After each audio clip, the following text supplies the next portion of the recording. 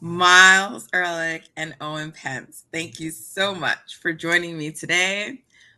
What a day it is. It's the day after the New York Liberty have secured their first WNBA championship. And I think I just want to kind of start by getting both of your initial reactions to that as two people who've been on their beat, who've covered the team and this league for a very long time, much longer than me. The Liberty being one of the original WNBA franchises. This was their sixth or fifth time? Sixth? Sixth time, yeah, one in Sixth five now. time Yeah. getting to the finals. So until this point, they had been 0-5. Um, Legends like Teresa Weatherspoon in the building to watch it happen. Um, Quite a moment for New York. It probably still feels surreal for their fans. We were all out last night in Brooklyn, taking it all in, celebrating with them, and so, or rather, watching them celebrate. However you look at it, but quite a moment for New York and its fans. And I just want both of your perspectives on what it means. Owen, you can go ahead and start, and then Myles. It means so much. I think it was evident in the arena last night how much it meant, especially to these fans who have been here from the beginning. And you're seeing players like Teresa Weatherspoon, like Sue Wicks, who wanted this almost as bad, probably as bad as the players who are currently on the team. Not a single person left after the final buzzer. Everyone stuck around for that trophy presentation.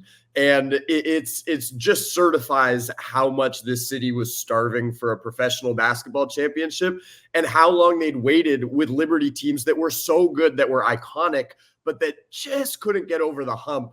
And when Jonathan Kolb assembled this specific roster, they knew that this one probably had a better shot than any team they've had in Liberty history. And so for them to get it done, and for them to get it done in such dramatic fashion, I can't really remember a series where 4 of the 5 games were down to the final possession. Even game 2 was close. That was the only game that was decided by, double digits.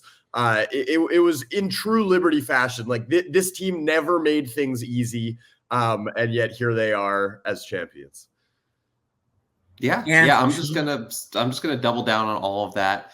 And what my biggest takeaway was is just kind of the through line of how much this franchise has been through, and the fact that they don't get to this point without the size stepping in, and without the size getting them from Westchester, where James Dolan had marooned them, and bringing them to the Barclays Center. And there was just, between that and between the COVID pandemic, they really had to grow from the ground up again. From that bubble season in 2020, Owen and I were there in 2021 when fans were 6 seats apart in the lower bowl because of restrictions, to then end up where we were last night, where it's standing room only for the second time in this series there. It's just incredible. And I'm just thinking about the Unfinished Business documentary that came out a few years ago. That was, Joan Jett wrote a song called Unfinished Business about the Liberty needing to go and win this title. And they finally did it. They did it for everyone that came before them. And that's why it's got so much just power in terms of legacy. It's this team for themselves, but they were just carrying the weight of New York with them.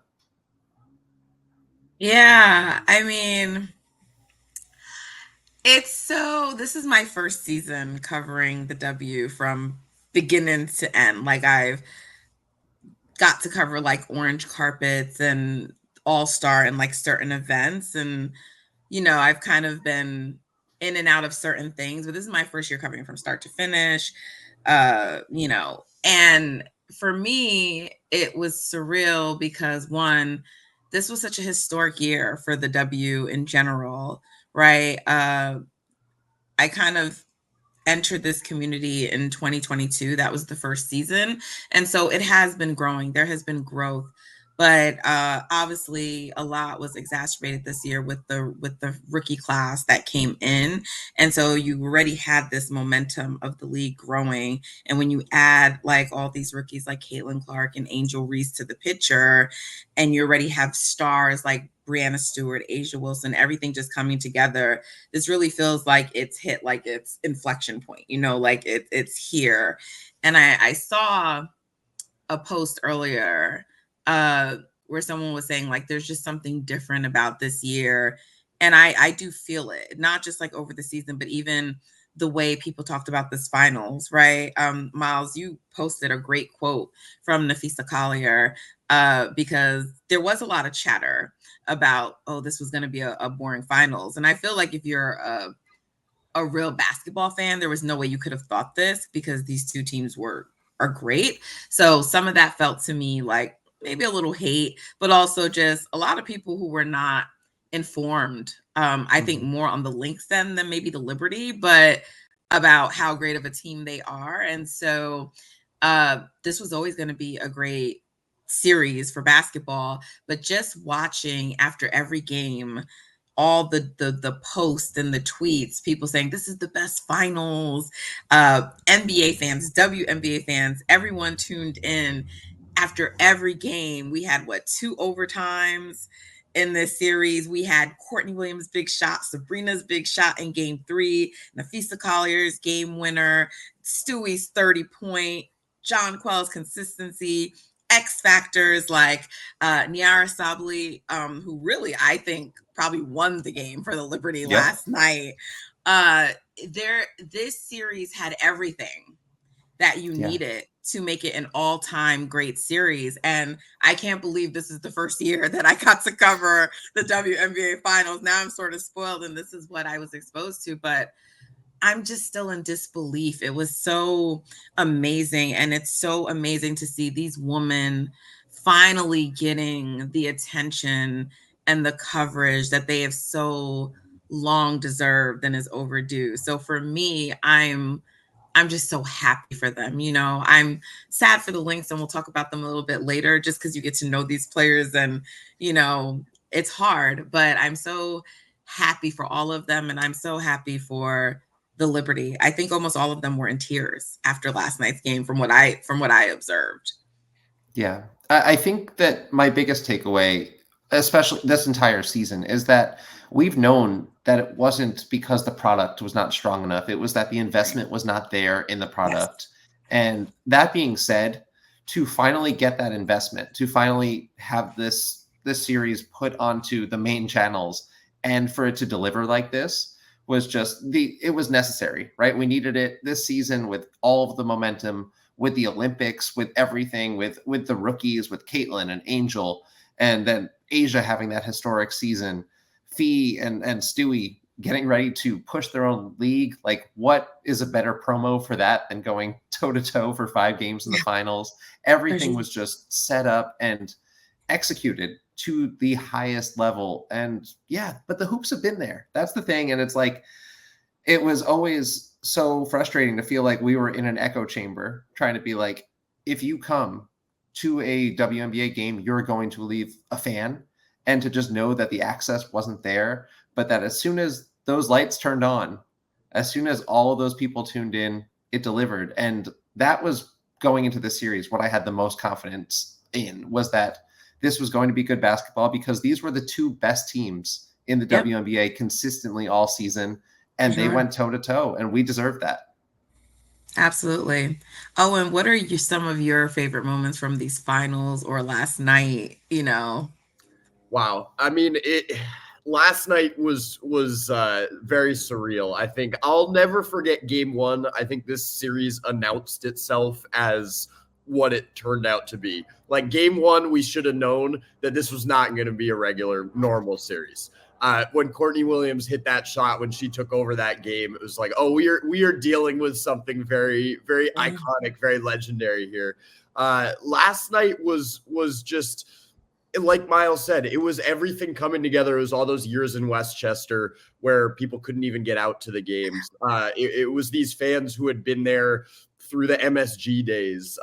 It was everything coalescing into a moment that truly felt like a party, but the tension to get to the celebration was just crazy, because this game was 67-62 in overtime. I think that's what I'm like having trouble grasping and making sense of this morning, is that we got all the fireworks, in those first 4 games. We got the Sabrina shot, we got the Courtney shot, we got, the back and forth, 2 high flying offenses. And last night it was like legitimately just who is left standing, because both these were exhausted. They were grinding it out. And the players that made the biggest impact were these players that are known for these hustle plays. Niara Sabally, Kayla Thornton, who had really been relegated to only getting a couple minutes a game for most of the postseason. And then here she is playing, 17, 18, 19 minutes, whatever it was, and firing up the crowd. So I think that was the fun part for me, is that you never know how it's actually going to go. Like, okay, if you said the Liberty are going to win the title, well, they won the title in overtime in a 67-62 point game. It was something to behold. Yeah, it's interesting that you point that out, because Sabrina did not shoot well. Stewie didn't shoot well. And it was really, Jonquel, obviously she won the finals MVP and we should talk about her, but really their role players really stepping up and helping to get that victory for them. And I feel like everyone had a moment in this series. There was the Benijah game, right? Like, who's a fan favorite. And so there were just different moments throughout that really made this like the hallmark of a special series. And it's interesting because we all wanted a game 5. We felt we deserved a game 5. Myles and I talked about this earlier. Myles, I don't think your opinions changed, but you thought that we sort of needed a game 5 to really consider this an all-time great series. And then I was sort of like laughing because I'm like, a lot of these closeout games, when it's like this, they're never that good. I thought back to like, obviously a very painful moment for me, the 2016 NBA Finals when the Warriors lost. Everyone knows I'm a Warriors fan, but like that was a very ugly game too. Like it was just like, and I think about these series when they go the distance at the end, it's like a battle of attrition. Everyone's banged up. Alana Smith, again, we'll talk about the Lynx a little bit later, but my goodness, just putting her whole body on the line. And, I'm just like, this was really an ugly game. But that's what you want. It had everything, gritty, just everything a series you could ask for. And so were either of you, Myles, were you surprised that Jonquel Jones was the finals MVP? I wasn't. I think that if the Liberty had won in 4, I might have been surprised, because I think that Stewie was so good in games 2 and 3. She was the best player on the court in those games. And Game 3 was just a legacy game for Breanna Stewart, but the consistency of Jonquel throughout the entire series, and then once Breanna Stewart struggled in Game 5 with her shot again, it felt pretty obvious to me. There were heroes everywhere, like you said, and the fact that my major takeaway might be, what I'm going to remember the most is the Sabally chant as the teams are standing on the court and receiving the trophies.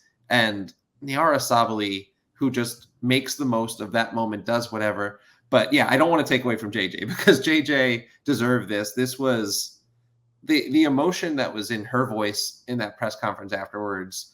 The fact that like she has been to finals before, has not been able to get over 3, that hump. right? Yep. And so this is her 4th try. Yeah. And for her to just get that off her back, because that was all that was standing between her and just a completely unblemished resume now. JJ has done everything. Yeah. She's MVP, all defense, all WNBA. She's got now the title and the finals MVP. And that was the biggest mismatch in this series, because as hard as it is to say about the second and third best players, whichever order you want to go in, Breanna Stewart and Napheesa Collier were going toe to toe. So it all came down to, okay, what's next? Where can the advantages be? And for the Liberty, they found it in Jonquel on both ends of the floor. Her defense was spectacular, and she's always been this anchor for them. But just being able to utilize that size to get a bucket against a team that swarms so well, rotates so well, sometimes you just need something easy. And that's what Jonquel provided whenever the Liberty needed to just kind of get out of the mud a little bit. Yeah, you bring up Niara Sable, and I saw a moment between her and her sister Satu. I spoke to Satu briefly, like, "How excited are you for her?" And she's just like, "Oh my god!" It was great, and hearing the chants, it was really great. I love that they brought her to the podium to be up there with them. She deserved, because like Owen, I think you were in the hall with me. We got like Sandy and Niara walking together, Yeah. and I was like videoing them. Sandy's like, X Factor, X Factor. And it was such a great moment. And I'm like, my goodness, every time she stepped on the court in this series, she was so impactful, and none more impactful than last night. So I just want to again give, Niara some more flowers, because what a way to step up. It was unbelievable. I mean, her fearlessness to play like that in a game like this is astounding. I think she has never been on a stage remotely that big, and here she is understanding her role the entire season and coming in as the first big off the bench. And then Sandy, to her credit, incredibly gutsy move, breaks out a lineup that we have not seen for a single minute ever in the biggest game of the year. I mean, I still can't wrap my mind around it. And to Niara's credit, she did not blink at that. She did not go, oh, okay, like, how am I going to fit in with the other two bigs on the floor at the same time? And, oh, this is also the most pressurized situation imaginable. No, she just has a nose for the basketball. She has a nose for the right play. And it's her hustle. She's okay, I'm going to grab that offensive rebound. And the Liberty need that sometimes. They need that injection of energy. And she supplied it. Just absolutely phenomenal effort for her, and couldn't be happier for her. Just the nicest person, and someone who's battled a lot of injuries to get to this point. And people weren't quite sure how she was going to fit in with this team and how much of an impact she was going to have. She could not have had a bigger impact. The Liberty do not win the championship without her. For sure. And there are some who question Sandy Brondello's coaching chops, but like you said, gutsy move. I don't think you can question what she did last night. She made the necessary adjustments to win that game, and you got to give credit where credit is due. I was not one of them. I'm just saying, but some people do. Yeah. Well, I was just going to add to that going into the postseason, Sandy Brondello making the adjustment and going all in on putting Leo into that starting lineup, that keys this entire run. And yeah, I think that there's so much Monday morning quarterbacking after whoever wins or whoever loses, and then we're going to nitpick. But she pushed the buttons, and yeah, like Owen said, just have the confidence in that moment to deploy that lineup. Not only that lineup, there was one that had Brianna Stewart as your point guard with KT, Leo, JJ, and Niara out there. And it was just like, okay, you are just throwing everything at the wall because you just see this is a physical game, and you're like, we can out physical you. If that's what we're doing, we can out physical you. And just that full commitment is what the players have been giving, right? They've been giving 110%, and Sandy Brondello just leaned into it too and said, let's go get this thing. I love that. Honestly, coaches that just try things and are not so rigid are honestly coaches I love.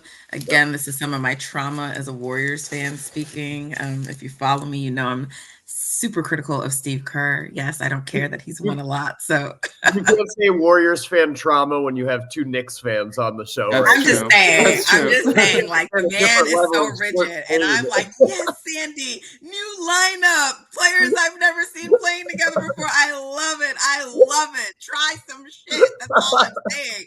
Try something. I love it. Oh, I couldn't agree more.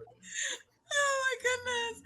Listen though, but you brought up Leo, I'm sorry, and Leonie Fibich, I wanted to like just it's her story is so interesting because she was available. Like, so many teams could have had her and they just didn't.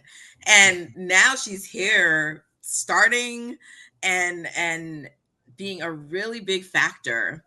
She had a really crucial three last night.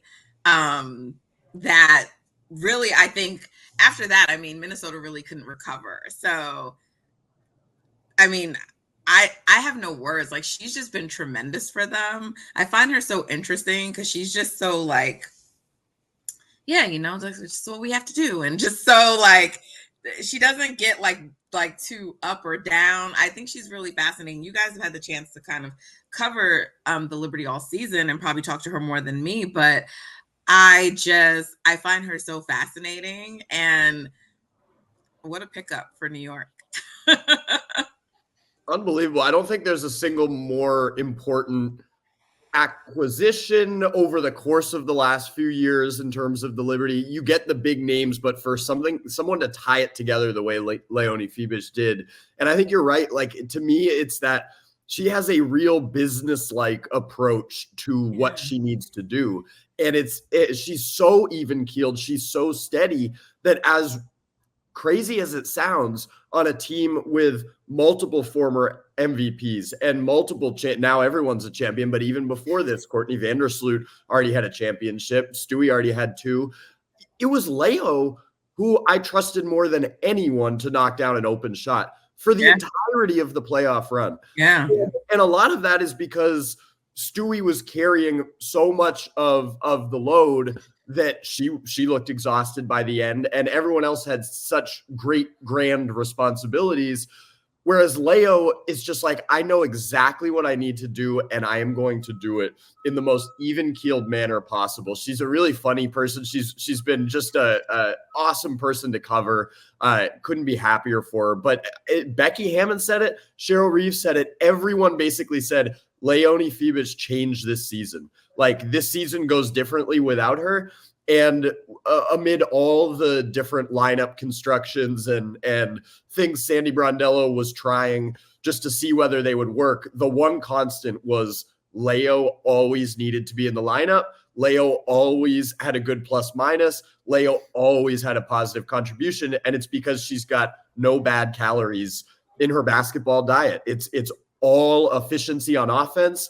And it's just some of the best perimeter switchable defense that I've seen. And she made this happen. Yeah. And I just wanted to add to that, if I can, Nat. Because Leo's journey to not just the WNBA, which we've talked about before, and the fact that, 3 teams had her on their roster. But I think this is also such a huge inflection point for the WNBA as we go towards these expansion rosters, is that they are going to need to deepen the talent pool. And there are just not enough teams that are investing in international basketball. They're not sending scouts. The Liberty were trying to get Leo on their roster for years because they had been scouting her back before she was a pro. And that is how long. And that's where, like, Jonathan Kolb, his job really separates him, for me, from a lot of the other GMs in this league, because it's not just that you could convince Breanna Stewart and Courtney Vandersloot to come here as free agents, that you could swing that trade for Jonquel Jones, but it's because, okay, we are up against it with the salary cap because we made all those moves last year. Now we have to win in the margins, and it's bringing in Leo. It's bringing in Kennedy Burke, who is also an overseas champion. It's bringing more size in Ivana Dojkic. They were able to evaluate what was working and what was holding them back from last year's team. And to be able to make those changes in the margins, that's what separates you from 2023 and 2024. Because Leo changed the math of this entire series. And like Owen said, we love covering her. She's just very blunt. You can ask her something. You can ask her anything. And she would always say that she doesn't like numbers. She doesn't like awards. She just wants to talk basketball. She just wants to hoop. And there's an appreciation there as people that are constantly looking for a quote. It's nice to say, what were you able to do so well? And she'll say, they put Courtney Williams on me, so I drove to the rim. And like that's a quote that I can run with. So Leo, just her demeanor off the court, she only cares about winning. And I think that was exemplified by the fact that whatever the game script demanded, that's what she did. And we talked to her after game 2 when she had just 3 points. And it was that 3 that kind of sealed that game. And she said, I didn't need to be the offensive weapon because Benijah Laney Hamilton, B, was that weapon that day. But then she comes back hits 4 threes the next game. Game 4, they switch the defensive assignment, and she goes downhill more than we've seen all season. Yeah. So, yeah, when it was going to come down to a big shot on a team full of all-stars, full of MVPs, who did the Liberty trust in that moment? Leonie Fibish, and that says so much. Yeah, really high IQ player, really above her weight class as a rookie. What a pickup for New York. And I bet some of the teams that are really investing in their teams are going to follow New York's lead, right? They see how that paid off. So definitely setting some trends in the WNBA. Look, there's so much we can say about this team. There will be so much more to say as we await the news of when the parade will be. But for now, we'll stop here, and just congratulations to the New York Liberty on winning its first WNBA championship. I know it means so much to that team. Their journey from drafting Sabrina to pulling, their big 3 or 4 together, however you want to look at it. We didn't even talk about Sloot sort of taking that role and all her hardships this year, but, coming off the bench and accepting that role as a seasoned veteran and champion. Sacrifices. JJ sacrificed, and she got the finals MVP. So a lot to be said about that team, more to talk about, but just want to salute them right now, and like they wanted to be in the moment, and I just want to be in the moment of appreciating their greatness and what they've done all season. Last word from either of you on anything else? I would just echo that. I think that down to the last person on the bench, everybody on this team was always about just keeping the main thing. That's what they were saying all throughout the season, and it was just so important for them to, when you assemble these teams that are people with all these accolades, with this long list, all of this just like success, but have to tell them this is what we have to sacrifice, this is what we have to do to win, and to see that them manifest this championship, especially coming off of last year, and really just embrace one another in terms of building that chemistry, in terms of understanding what they had to do. I think that the player that I just wanted to shout out in all of this that we didn't really get to talk about was Benijah, because she comes here as a free agent in 2021 off of the Liberty going 2-20, off of her having this most improved campaign and bouncing from stop to stop, having all these injuries, knee injuries this year. And she's still a little bit cagey about how bad it was for her. But for her to believe in this franchise, because I think a lot of people say that, like, you can look at a lot of players on this team and say, like, the franchise had built the culture, so they were coming to be a part of that. This culture is not built without Benijah Laney Hamilton choosing to be here. So for her to get that win, I just wanted to, and just with everything that she's been through in her journey in the WNBA, I just wanted to give her a shout out there at the end. Absolutely. Owen, anything from you?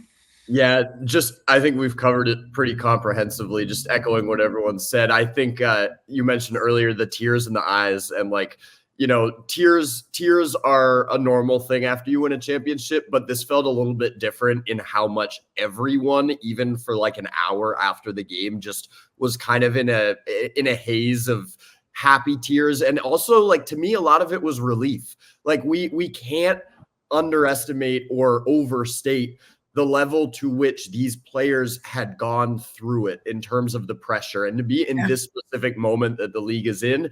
And then you add the pressure of this city and what it would mean to bring the first pro basketball title to this city since 1973. Like, or lose another one with the history. Lose another one. You know, 0-6 is not where you want to be. And a lot of that was in the earliest years of this league. But you just sense like an overwhelming happiness and also just a tremendous relief. Yeah. I think because these players were exhausted. They really poured it all out there, and they were just able to be present in that moment last night and soak it all in and just take a deep breath. And that was really beautiful. Well, You two are two of the best in the business. Make sure you give Myles and Owen a follow from Winsider. They're amazing. They know everything about the Liberty and the league. So follow them. Thank you both for joining me. I really appreciate you. And I can't wait for this parade. Thanks, Natalie. This is awesome.